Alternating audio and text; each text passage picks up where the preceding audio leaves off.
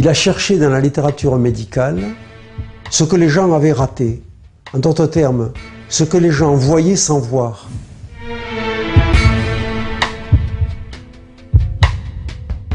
C'est vraiment un cerveau universel et c'est bien dommage que ces travaux restent comme ça dans l'ombre.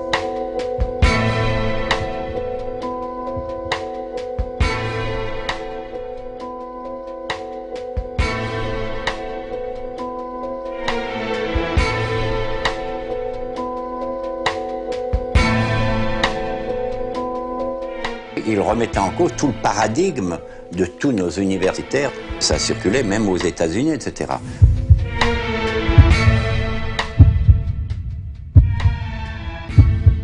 La cellule est considérée comme un élément qui passe par deux phases. Une phase fonctionnelle qui singularise la cellule, c'est-à-dire au moment où elle présente ses inclusions caractéristiques de sa fonction, on peut être cellule gastrique, pancréatique, dermique ou tout ce que vous voulez, n'est-ce pas? Donc elle a les inclusions spécifiques. À un certain moment, cette cellule qui travaille, qui est donc fonctionnelle, qui est ouvrière si l'on peut dire, se dédifférencie, c'est ce qu'on appelle la dédifférenciation prémitotique, c'est-à-dire qu'elle perd avant sa division les caractères qui caractérisent sa fonction, elle se simplifie, puis la division se fait, et puis ensuite ça recommence, elle recommence à reprendre ses inclusions et ainsi de suite. C'est du moins ce qu'on croyait à l'époque. C'est ce qu'on croyait. C'est ce qui était enseigné, c'est le fondement même, si vous voulez, de la physiologie cellulaire. Autrement dit, elle a un double cycle, elle est en même temps fonctionnelle, c'est-à-dire ouvrière, et en même temps génératrice. C'est-à-dire souche, si l'on peut dire, d'autres cellules. C'était faux. Au début des années 50, le docteur Gernez découvre les cellules souches. Il reçoit une distinction internationale le 17 juin 1979, la médaille Hans Adalbert Schweigart, pour sa découverte de la théorie unifiée du cancer. Il reçoit à nouveau une médaille d'or le 17 novembre 2007 au Sénat Palais du Luxembourg. Et c'est au même endroit qu'il recevra cette fois la grande médaille d'or en octobre 2012.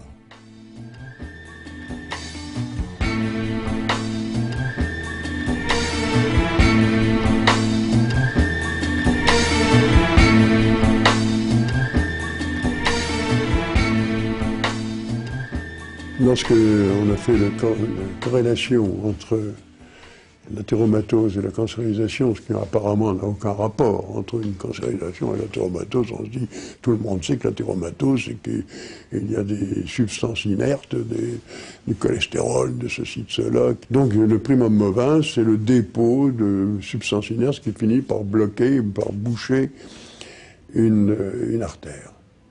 En fait, c'est pas vrai du tout. Ça, c'est un phénomène secondaire. Le primum movens, qui est tout à fait à l'origine, c'est une dégénérescence des fibres musculaires lisses de la média. L'artère a trois couches, si vous voulez. La média, c'est une couche musculaire qui permet au vaisseau de se contracter ou de se dilater, et ainsi de suite. Et c'est une dégénérescence des vaisseaux qui initie le processus athéromateux. Quand notre groupe, le groupe News de l'époque, nous l'avons défini non pas parce que comme une donnée nouvelle, c'est toujours la même chose. On est parti d'une donnée absolument classique. On a exposé celui qui était l'autorité à l'époque, qui était le professeur Miliez.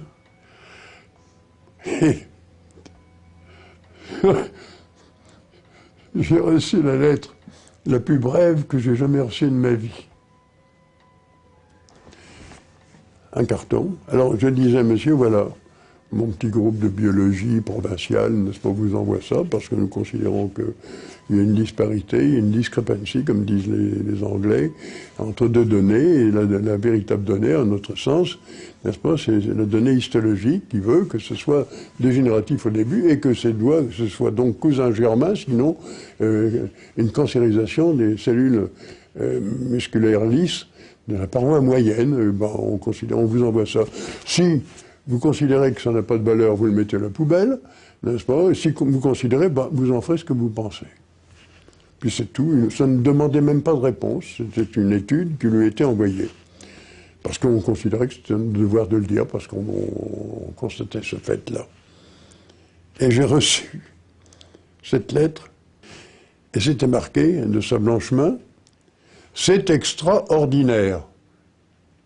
Et signature. Après, bien sûr, il a pris contact, mais c'était extraordinaire. Et il a fallu, et alors tout miliaise qu'il soit, tout introduit dans et ainsi de suite, il n'a pas pu publier comme il voulait.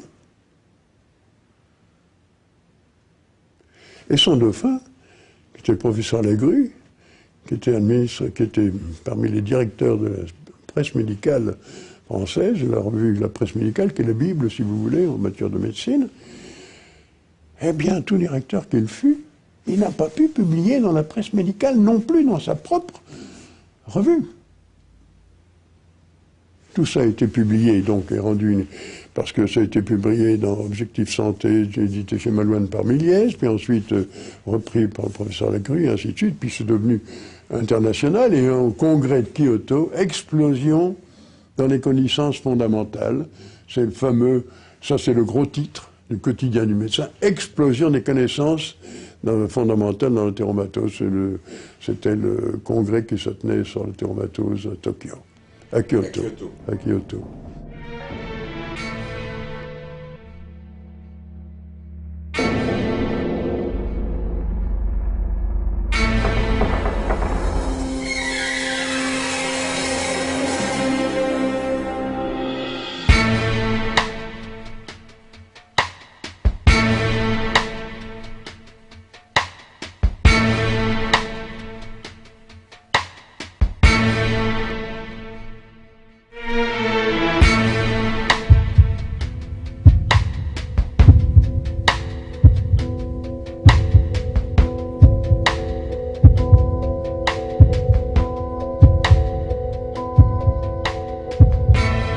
Il y a très longtemps que nous pensons que ce dépistage systématique du cancer du sein vient d'une part très tardivement, parce qu'on ne dépiste pas un cancer du sein au début de son évolution, mais quand il en a déjà fait à peu près les 3/4, en pratiquant des radios systématiques tous les 2 ans.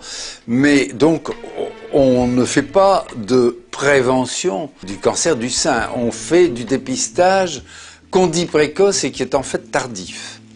C'est une première chose. Deuxième chose, en irradiant des femmes pour leur faire cette mammographie, ces mammographies systématiques répétées tous les ans, on irradie leur sein, on appauvrit le parenchyme, on détruit un certain nombre de cellules souches qui pourraient évoluer normalement, et par conséquent, à terme, on favorise l'apparition d'un cancer du sein. Alors le matraquage publicitaire qui en est fait est évidemment sujet à caution. D'ailleurs, dans ce dépistage systématique est remis en cause dans d'autres pays, comme l'Australie par exemple, où on ne le pratique plus de manière systématique. Le dépistage systématique des cancers, quels qu'ils soient, cancer du sein, cancer de la prostate et autres, relève un grand nombre de cellules cancéreuses qui sont découvertes qui n'auraient jamais évolué.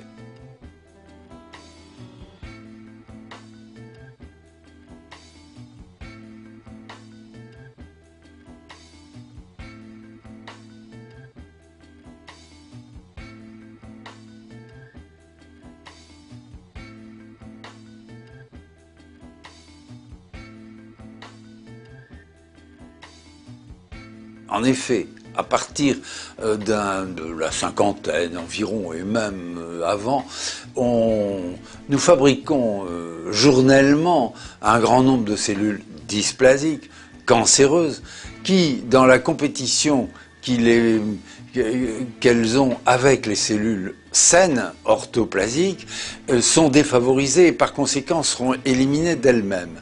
Néanmoins, si on les recherche et qu'on les trouve, on traite les gens, on leur fait des traitements qui sont forcément lourds, avec intervention chirurgicale éventuelle, radiothérapie, chimiothérapie, dont on connaît la lourdeur et les difficultés. J'en prends pour témoin une expérimentation néo-zélandaise où le dépistage du cancer du col utérin par frottis cervical systématique sur toutes les femmes a démontré de façon indubitable qu'il y avait 3 fois plus de cellules cancéreuses que de dégénérescence cancéreuse chez les mêmes femmes. Et par conséquent, on a stoppé ce dépistage systématique parce que on s'est rendu compte qu'on traitait, voire on mutilait, un nombre important de femmes qui n'auraient jamais déclenché ce cancer du col utérin. Actuellement, il y a entre 150 et 175 000 cas de cancer dépistés en France chaque année. Si l'on cherchait les cellules cancéreuses chez tous les individus, on en trouverait beaucoup plus. Ce qui fait qu'on peut dire que la cancérisation est exceptionnelle, mais que la carcinogénèse est permanente.